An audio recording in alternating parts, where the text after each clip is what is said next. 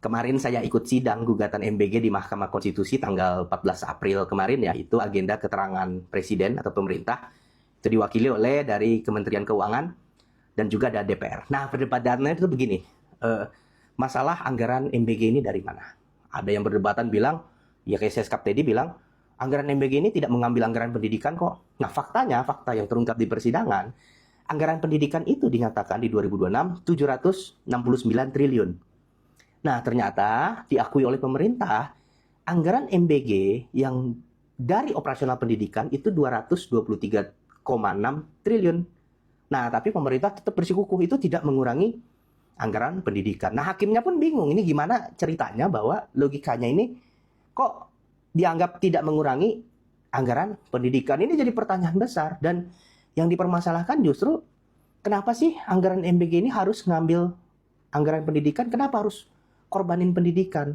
Kenapa nggak ada pos anggaran lain gitu yang dikorbanin, misalnya anggaran Kementerian Sosial dan lain sebagainya yang lebih cocok? Nah, ini yang jadi pertanyaan dasar.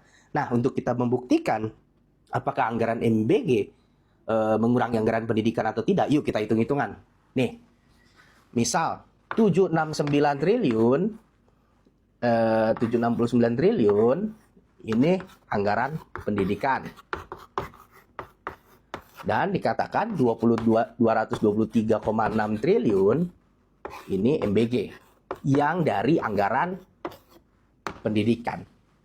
Kita cara menghitungnya sederhananya gampang nih, ilustrasinya begini aja. Ini kue pendidikan sebesar 769 triliun. Untuk apa saja? Ya, guru sederhananya ya, sekolah, kita renovasi sekolah. Lalu operasional, listrik, buku, dan lain sebagainya. Kalau kita pakai akal sehat, ya pasti kan gini, 769 untuk pendidikan, ya untuk didistribusikan ke guru sebesar X misalnya. Lalu sekolah, Y. Lalu operasional, Z. Ini nggak ada MBG-nya. Ya ini untuk pendidikan murni. Lalu sama Presiden Prabowo, ya sudah, MBG yang 223,6 ini ngambilnya dari sini, dari anggaran ini. Otomatis kan dikurangi 223. Jadinya berapa? Kalau kita kurangi 9 kurang 3, 6, 6 kurang 2, 4, 7 kurang 2, 5. Jadi yang sisa untuk pendidikan hanya 546 triliun. Inilah yang jadi dibagikan untuk guru sekolah operasional. Jadi yang tadinya ini kuenya untuk pendidikan, kue pendidikan dipotong. Jadi untuk MBG sebesar 223 triliun. Sedangkan untuk ini 546 triliun. Lah ini logika matematika dasarnya yang kita ajari di sekolah. Seperti ini cara hitung-hitungannya. Lalu gimana logikanya pemerintah, presiden menyatakan bahwa anggaran MBG tidak mengurangi anggaran pendidikan? Jelas-jelas yang menggugat guru loh. Dia yang mengajari kita matematika dan lain sebagainya. Kok pemerintah ngitung-hitungannya begitu? Nah, makanya jadi kalian percaya siapa nih? Guru atau presiden? Pertama-tama dengan tegas aku mengatakan kepada pemerintah Republik Indonesia yang dipimpin oleh Bapak Prabowo Subianto dan wakilnya Gibran, Indonesia ini bukan milik kalian. Catat, Indonesia ini bukan milik kalian. Indonesia ini milik semua orang Indonesia, rakyat Indonesia dari Sabang sampai Merauke. Jadi kalian kalau buat aturan, kalau dikritik, koreksi. Jangan menjawab-jawab, jangan malah seolah-olah kalian adalah pemilik negara ini, kalian adalah tuan dan rakyat ini penumpang. Hei Amran, kami tidak mempermasalahkan MBG itu asal tepat sasaran, asal tidak jadi ladang korupsi. Tidak kami permasalahkan.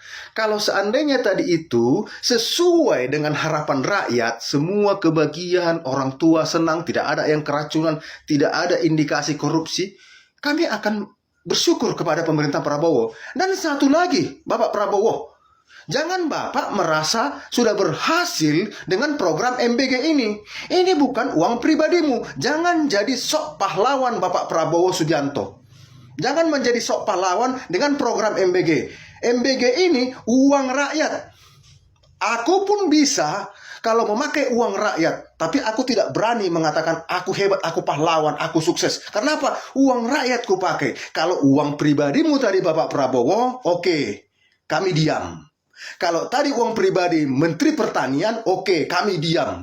Tapi ini uang negara Indonesia, uang rakyat Indonesia, dari pajak rakyat Indonesia dan dari hasil alam Indonesia.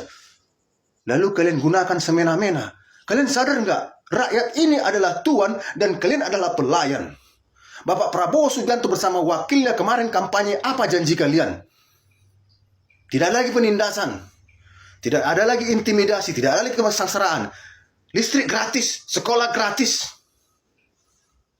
Tapi apa yang terjadi? Ingat ya, Bapak Prabowo Subianto dan Gibran bersama menteri-menterinya, Indonesia ini bukan milik kalian. Kalian hanya dipercaya untuk menjadi pemimpin negara, bukan pemilik negara. Kami wajar mengkritik karena kami lihat indikasi korupsi di MBG sangat besar. Bahkan kaos kaki sepasang 100.000. Lab pengadaan tablet, pengadaan kendaraan sepeda motor, listrik, sangat banyak keganjilan. Bahkan hanya 6% untuk makanan dari total jumlah anggaran MBG 335 triliun. Jadi jangan kalian merasa pejabat-pejabat di negara ini, Indonesia ini milik kalian. Hati-hati, rakyat bisa murka. Ya, hati-hati, rakyat bisa murka. Ini Menteri Pertanian, jaga omonganmu. Kau boleh menjilat kepada tuanmu, tapi jangan tampar wajah rakyat. Rakyat tidak keberatan MBG itu kalau tepat sasaran, kalau tidak ada indikasi korupsi, kalau memang rakyat kecil terlibat. Ada rakyat kecil terlibat dalam MBG? Tidak. Rata-rata orang-orang kaya, pejabat-pejabat, pemilik SPPG dan pemilik dapur MBG. Rakyat jadi apa? Jadi pesuruh, tukang masak. Sementara di sisi lain Bapak Prabowo dengan bangganya mengatakan MBG berhasil, MBG berhasil. Seolah-olah Bapak Prabowo malaikat. Tidak. Aku pun bisa kalau memakai uang 335 triliun. Bahkan lebih dari itu bisa aku buat kalau dengan 335 triliun. Siapapun bisa orang Indonesia kalau hanya mengambil uang negara lalu membagikannya, menghambur-hamburkannya, semua bisa. Yang kami perlu adalah mensejahterakan rakyat Indonesia secara merata dan uang negara tetap banyak di bank. Ini tidak minus, defisit. Jalan-jalan ke luar negeri. Cari investor. Di dalam negeri, buang-buang duit. Amran, kau hati-hati ngomong. Hati-hati kok ngomong.